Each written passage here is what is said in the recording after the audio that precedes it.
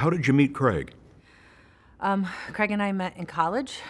He was a junior and I was a freshman, and we played basketball for the college, so we met at the basketball court. He used to follow me around and bring me flowers, and on his 21st birthday, he came to my basketball game instead of going out. I was actually on the foul line, and he walked in, and I saw him, and I completely missed. Like, I hit nothing but backboard. So I thought, well, if he's going to miss his 21st birthday to come watch me play. And we started dating, and 10 months later, we were engaged. Stayed engaged for 3 years until I graduated, my mother's rule, and then we were married in July, right after I graduated college. Alex, favorite memory of your dad?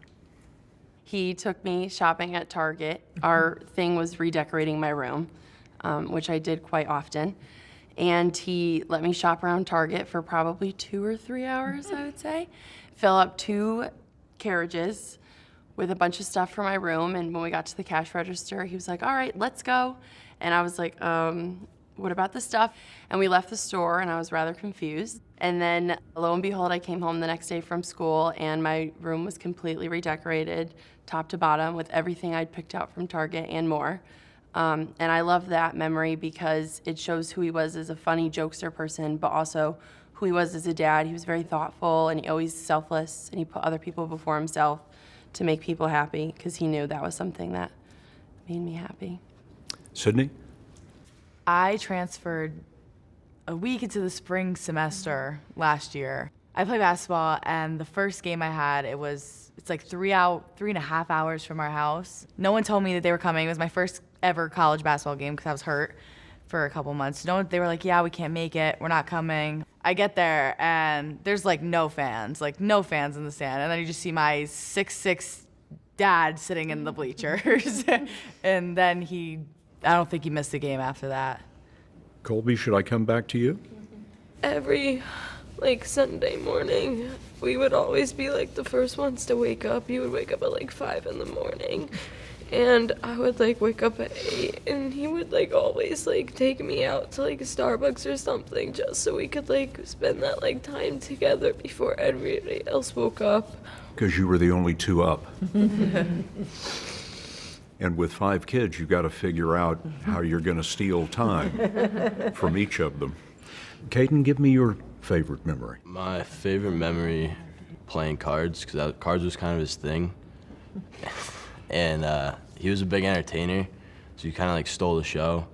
And it was really fun playing with him. No matter where we went, if we were on vacation, we were with friends came over or something, we'd always play cards, and he'd make up his own games and stuff. Kylie? Just me and him would go and walk across the boardwalk or the edge of the sand where the water meets, and we'd find those little swirly shells, and we just have buckets full of them. And I think, of course, I like the shells, but it was more of just being able to have that specific time with him without having to try to fight for time with my 4 other siblings. It's a lot to deal with having such a large family. On the other hand, many hands make light work. Yeah, as much work as they create, they help at the same time. Not only the physical things that need to get done, but just to be able to share all of our different stories and our different takes on stories, and having all of us together. It's going to help keep my husband alive and with us. Craig is sitting all around you. And when I look at them, I can see it. I see the mannerisms, I see the behaviors, I see a lot of him in each of them.